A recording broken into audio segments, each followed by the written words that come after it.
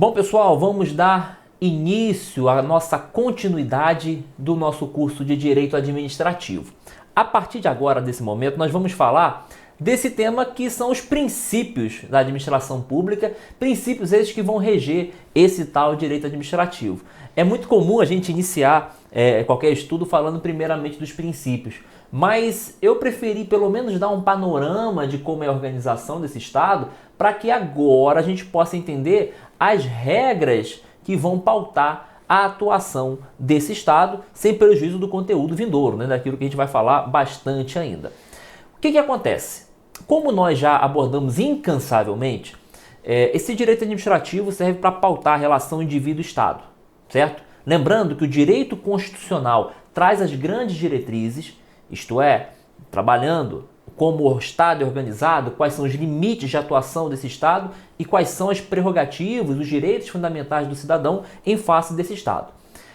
Agora, naturalmente, esses princípios vão estar previstos na Constituição, considerando que a Constituição é a grande norma que vai parametrizar a atuação da administração pública. E a nossa Constituição não foi longe. Existe um artigo lá, que é o artigo 37, que traz de cara 5 grandes princípios, princípios esses que você tem que saber de cor e salteado. E diz assim o artigo 37: a administração pública, direta e indireta, de qualquer dos poderes da União, dos Estados, do Distrito Federal e dos municípios, obedecerá aos princípios da legalidade, impessoalidade, moralidade, publicidade e eficiência. E é o seguinte, que aí vem diversas disposições ali. Quer dizer que só existem esses 5 princípios que pautam a administração pública? Não. Não, senhor e não, senhora. Existem diversos outros. Acontece que esses princípios que nós lemos no artigo 37 são os princípios constitucionalmente previstos, são princípios constitucionais explícitos na Constituição. Não afastam, portanto, outros princípios típicos do direito administrativo ou até mesmo constitucionais implícitos. É por isso que eu trago essa organização para você que está aqui na sua tela. Basicamente, os princípios constitucionais, aqueles 5 que nós lemos, mais diversos outros que nós vamos estudar aqui, como o princípio da supremacia do interesse público, o princípio da indisponibilidade, o princípio da continuidade dos serviços públicos, o princípio da autotutela, da segurança jurídica, que é a confiança legítima, e da razoabilidade e da proporcionalidade. Nós vamos estudar cada um deles. Rocínio, são esses todos os princípios que regem a administração pública? Não são. Nós estamos fazendo um recorte aqui de alguns princípios setoriais. Quando você vai estudar, por exemplo, licitações, existem princípios típicos da matéria licitatória. Existem princípios relativos às concessões, aos serviços públicos. Existem princípios típicos da relação dos agentes públicos e o Estado, Dito isso, aqui nós estamos fazendo uma seleção de princípios gerais, sem prejuízo de outros princípios do direito que vão reger aqui a administração pública. Por exemplo, razoabilidade e proporcionalidade não é típico do direito administrativo, mas é muito importante e você já vai entender por quê. Vamos falar do que interessa então? Vamos começar a falar de cada princípio? Vamos lá. Antes disso, eu quero que você saiba o seguinte: esses 5 princípios que nós lemos da Constituição, você tem que saber. Para isso, eu vou falar uma palavrinha e você vai escrever no seu caderno agora. Limpe. Limpe, de limpar. Limpe. Limpe. Limpe. L de legalidade, I de impessoalidade, M de moralidade, P de publicidade e E de eficiência. Tá bem, gente? Então, escreve aí limpe, fique mastigando, falando isso toda hora para você guardar o limpe, que são os princípios constitucionais explícitos. Pois bem, vamos conversar então sobre o primeiro deles, o princípio da legalidade. Minha gente, o princípio da legalidade no direito administrativo tem uma outra conotação. Porque olha só, nós aprendemos no artigo 5º da Constituição que ninguém é obrigado a fazer alguma coisa ou deixar de fazer alguma coisa senão em virtude de lei. Não está escrito isso lá? Se quiser dar uma parada aí, dá uma conferida. Essa lógica de que ninguém é obrigado a fazer ou deixar de fazer alguma coisa senão em virtude de lei decorre do Estado de Direito. Isto é, todos estão sujeitos à lei, inclusive o próprio Estado, e que ninguém está submetido ao arbítrio. Ninguém tem que cumprir arbítrios de outrem, mas sim cumprir a lei. Lei esta que advém de um procedimento legislativo, representativo, de democracia que nós nos submetemos e, portanto, somos obrigados a cumprir. Acontece que essa lógica pauta a nossa atuação como indivíduo a partir de liberdade até a hora que a lei fala assim: isso você não pode fazer. Ou então, isto você é obrigado a fazer.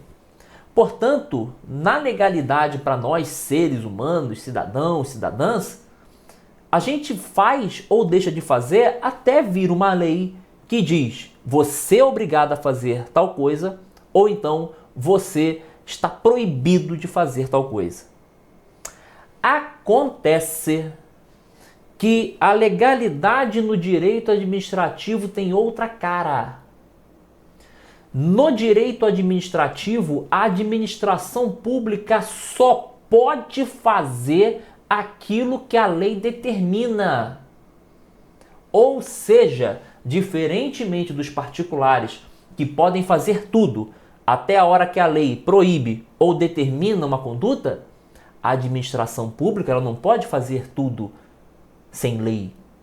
Ela simplesmente só vai fazer aquilo que a lei prescreve que ela faça. Portanto, a legalidade geral é diferente da legalidade administrativa. Portanto, quando nós lemos aqui no artigo 37 da Constituição essa legalidade, você vai entender como legalidade administrativa. A legalidade administrativa quer dizer a administração pública só pode fazer aquilo que a lei determina que ela faça. Entende? Gente, isso aqui é o grande princípio de Estado de Direito. Isto é, todos estão sujeitos à lei, inclusive o próprio Estado, inclusive a administração pública. Tudo bem?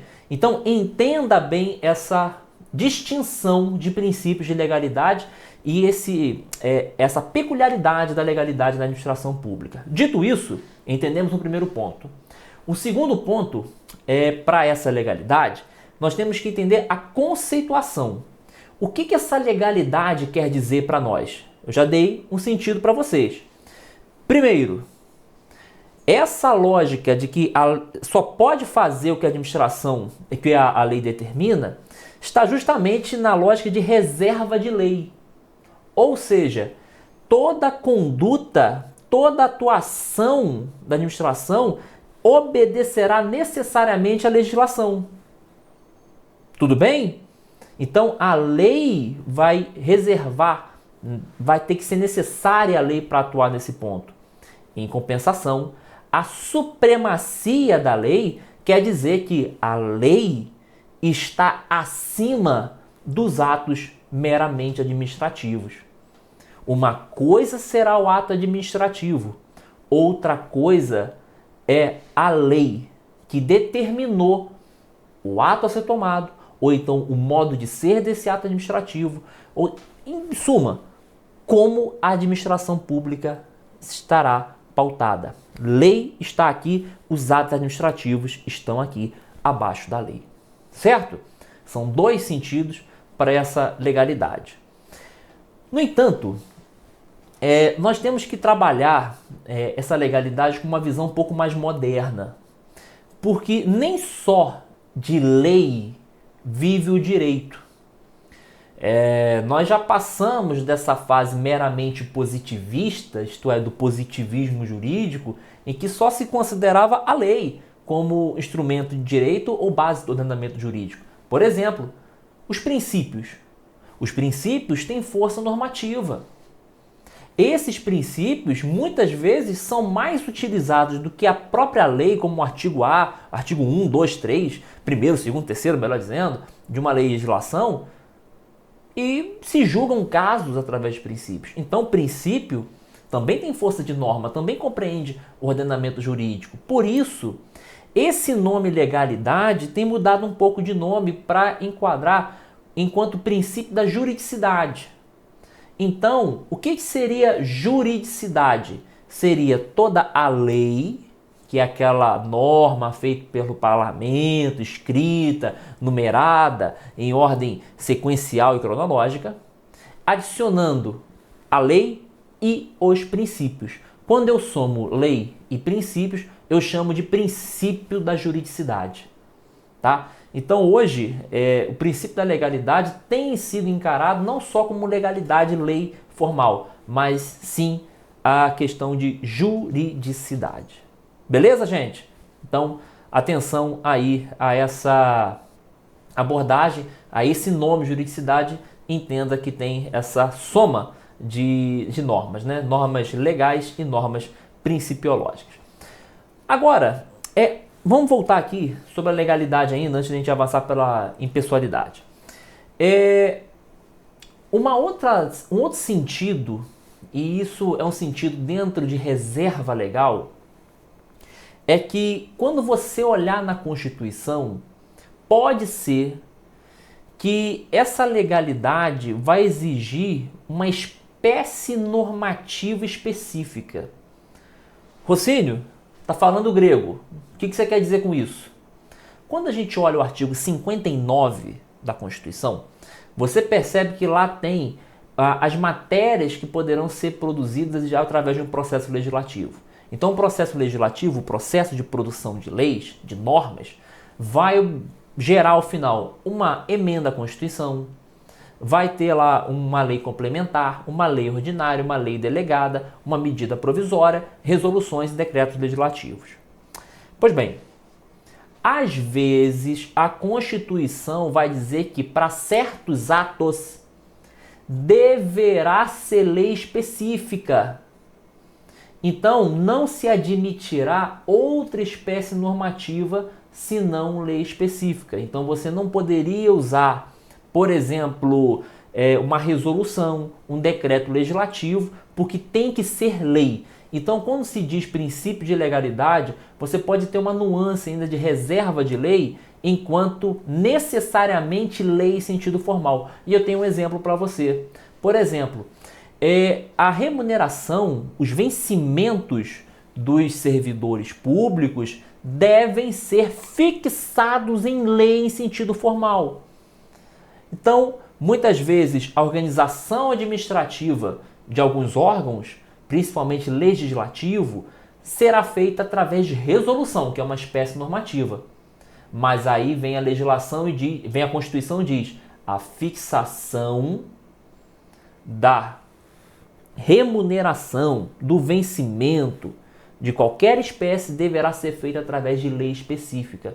Ora, quando se diz lei específica, está falando de uma situação especial de princípio da legalidade, tá bom? Não está se admitindo outra espécie de norma senão a lei. Então, atenção que pode ser algum caso acontecer essa situação, tá bom? Ou então, como por exemplo, exigir para matérias, normas gerais em âmbito tributário, lei complementar. Então, é uma reserva de lei complementar. Tá? Então, atenção que, às vezes, o princípio da legalidade da administração pública pode exigir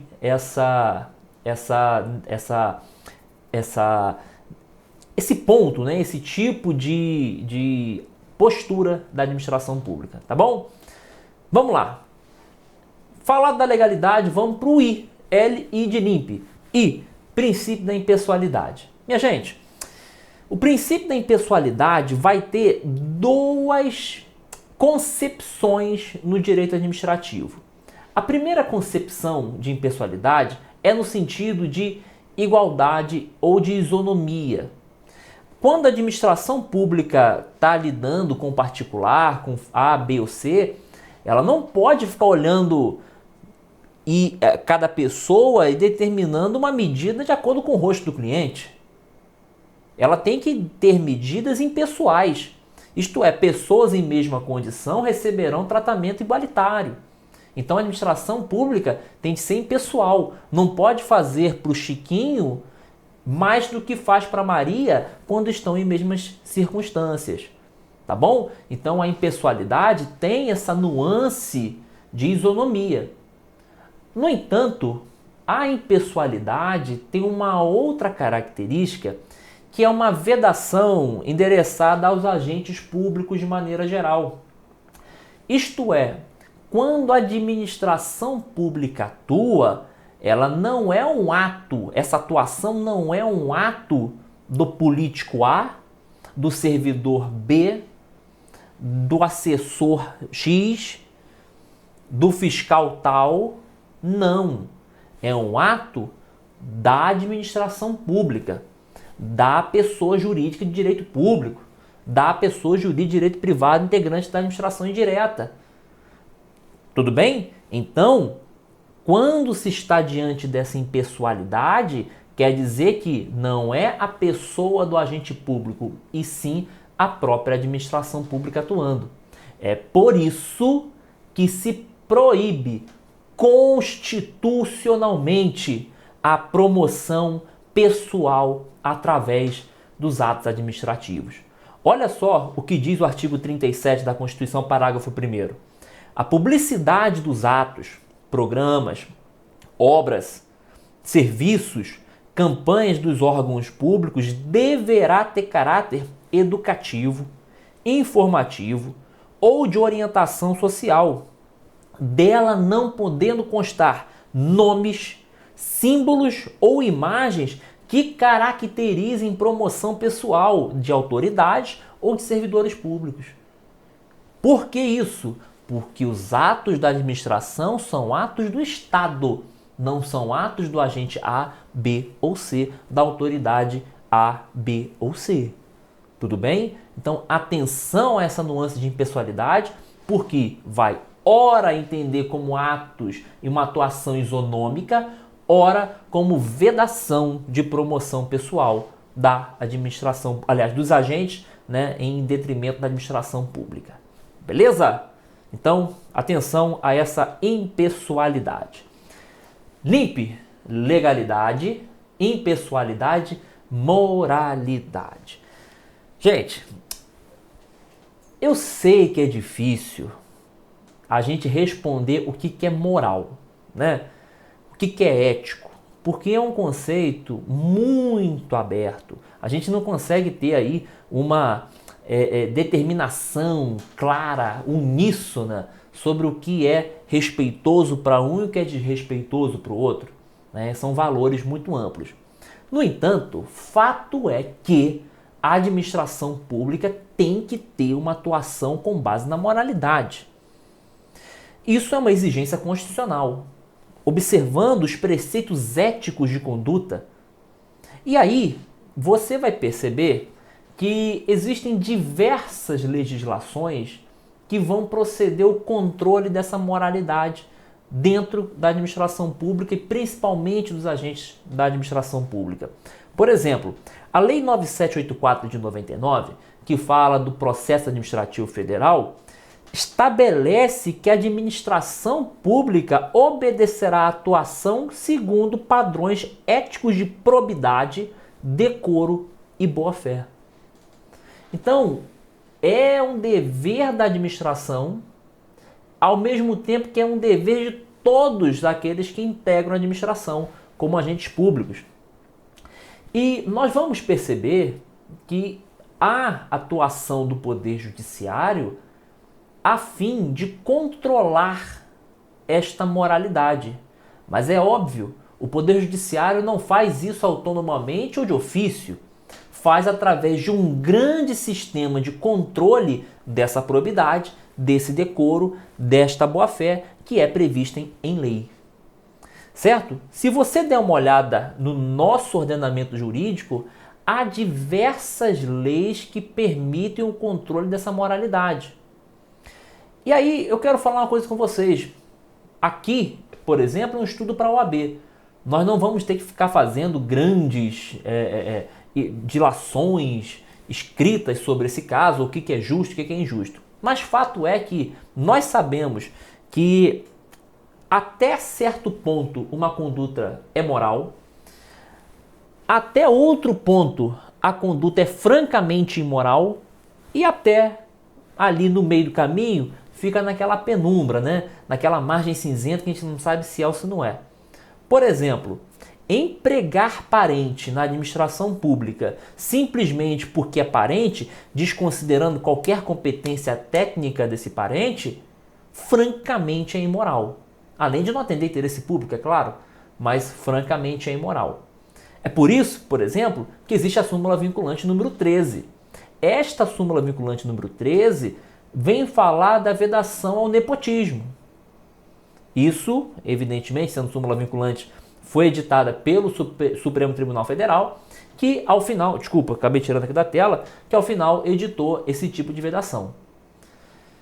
Isto chegou ao Poder Judiciário, como eu disse, através de um grande sistema de normas que vão tutelar, dentre outras coisas, dentre outras matérias de tutela coletiva, a moralidade no âmbito da administração pública. E eu cito várias para vocês aqui. Por exemplo, a Lei de Improbidade Administrativa, que nós teremos um tópico especial para falar dela, principalmente diante das inovações que tivemos nos últimos anos, é um grande exemplo. Então, toda vez que há uma atuação, ainda que não cause dano ao erário ou enriquecimento ilícito, mas que viola o princípio da administração, dentre eles e das diversas condutas previstas, tem aquelas que violam claramente a moralidade, poderá ser processado e condenado por ato de improbidade administrativa. Por exemplo, a Lei de Ação Popular também permite esta atuação judicial através de qualquer cidadão, ou seja, qualquer cidadão pode ingressar com ação popular com vistas a anular um ato administrativo imoral. E essa ação vai tramitar no Poder Judiciário, lógico, com a devida ampla defesa, contraditório, e se provar realmente que o ato é imoral, a ação popular vai anular aquele ato que agora, portanto, é francamente ilícito em razão da violação dessa moralidade.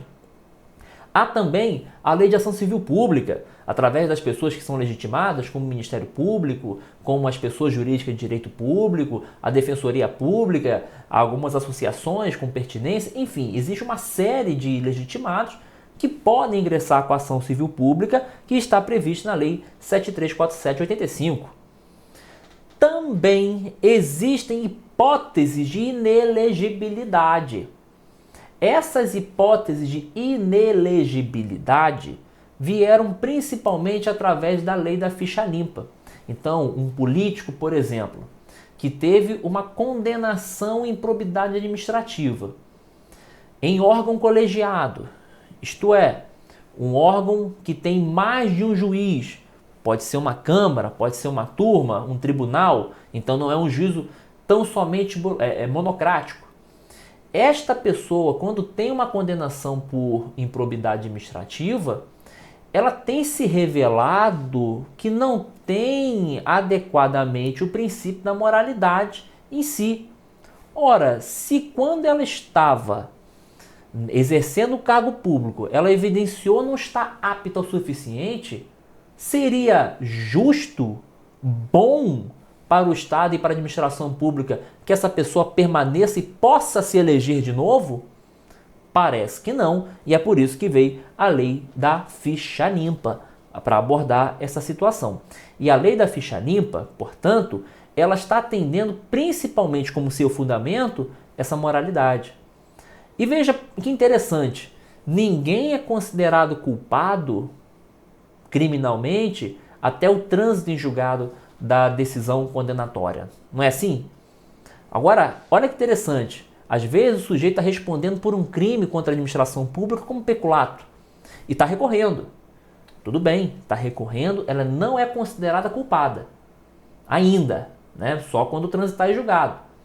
Mas, para fins da legislação eleitoral, havendo uma condenação por órgão colegiado, será o suficiente para que ela não tenha requisito de elegibilidade. Isto é, a pessoa está inelegível. Ela é culpada? Olha, culpabilidade é matéria lá para o direito penal. Agora, para o direito eleitoral, ela tem se revelado, pelo menos presumivelmente até aqui, que não detém os requisitos de moralidade, portanto está inelegível. Percebe como a moralidade tem aqui uma força grande nesse momento? Então, atenção aí. E temos também a lei anticorrupção, que é a lei 12.846 de 2013, que estabeleceu uma série de condutas, uma série de penalidades, uma série de possibilidades de atuação do Ministério Público e de demais órgãos de controle a fim de evitar a corrupção. Lembrando, a corrupção é crime, mas antes de ser crime, é imoral, tá bom? Então tem que combater de modo muito mais grave a ponto de ser crime, lembrando que o direito penal é a última ratio, mas a base, o fundamento que legitimou a lei anticorrupção, sem dúvida, é o controle da moralidade. Tá bem? Então nós temos um sistema normativo, um sistema repleto de leis que vão chancelar uma conduta da administração para controlar a moralidade dentro do Estado brasileiro. Tudo bem? Vamos dar sequência? Legalidade, impessoalidade, moralidade, publicidade. Gente, a publicidade, aqui no âmbito do direito administrativo, também tem diversas nuances, tá bom? Essa publicidade quer dizer, primeiramente, o Estado é democrático de direito.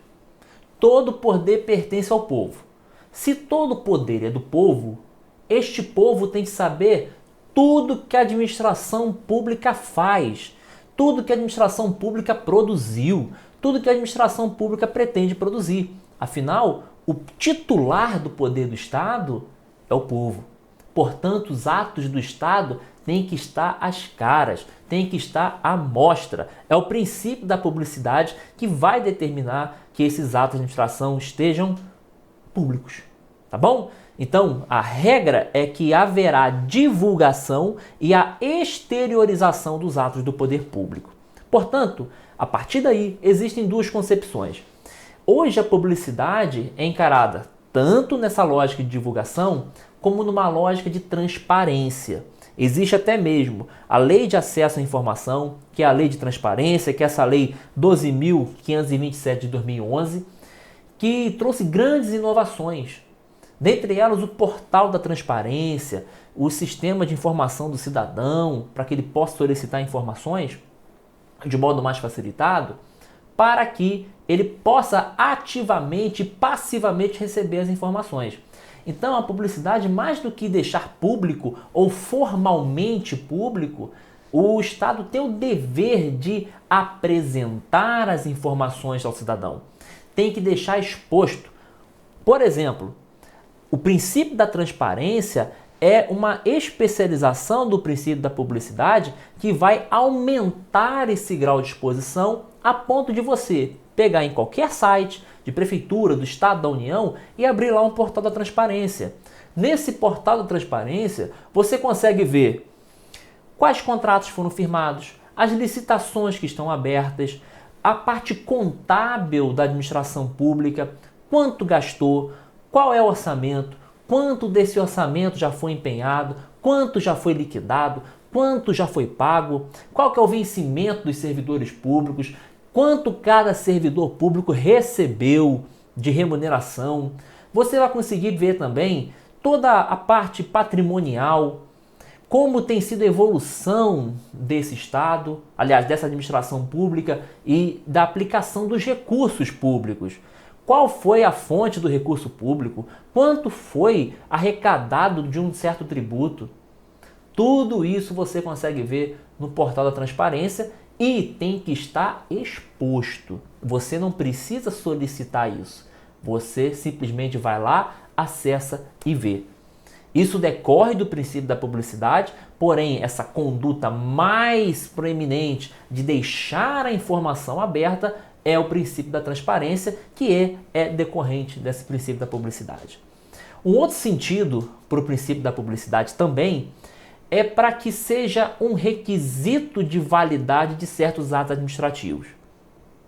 Ou seja, para que o ato da administração seja válido e, portanto, apto a produzir efeitos, a legislação pode requerer que eles sejam publicados, publicizados. E aí, tanto no site, ou em um jornal de grande circulação, ou vai exigir que para que um ato seja válido, sejam feitas diversas publicações, como audiências públicas, a fim de que a população tenha grande acesso e grande ciência para que possa participar desse ato administrativo. Então, a publicidade pode ser encarada tanto no sentido de transparência, mas também como um requisito específico para que os atos da administração sejam válidos e eficazes. É o que a gente chama de publicidade institucional e publicidade legal. Publicidade institucional, ou seja, é dar ciência dos atos da administração, e publicidade legal para que cumpra esses requisitos previstos em lei para que o ato administrativo seja válido. Lembrando que a legalidade determinará a atuação da administração pública, fazendo um link com o princípio da legalidade que nós vimos lá. Agora, nem só de portal da transparência viverá o princípio da publicidade. Temos diversas disposições na nossa Constituição que falam e que abordam, ainda que tangencialmente, direto ou indiretamente, esse princípio de publicidade. Por exemplo, o direito de petição previsto no artigo 5º quer dizer que você pode a qualquer momento ir a um órgão administrativo e solicitar uma informação. Da mesma forma, você pode pedir que alguém certifique um ato constante no poder público, constante em dados, banco de dados da administração pública. Você tem esse direito e alguém vai certificar, dizendo o seguinte: certifico e dou fé que consta assim, assim, assim, assado. É o direito de certidão. Da mesma forma, quando você tem informações relativas a você em bancos de dados públicos, você pode pedir que elas sejam reveladas a você. Primeiro, as informações são públicas, é evidente. E segundo, que o Estado não pode ocultar informações relativas à sua pessoa para você mesmo. Então, o habeas data é um remédio constitucional para que você possa ter acesso às informações relativas a você, né? É a pessoa do impetrante, como está escrito lá no artigo 5º, sem prejuízo da lei de acesso à informação.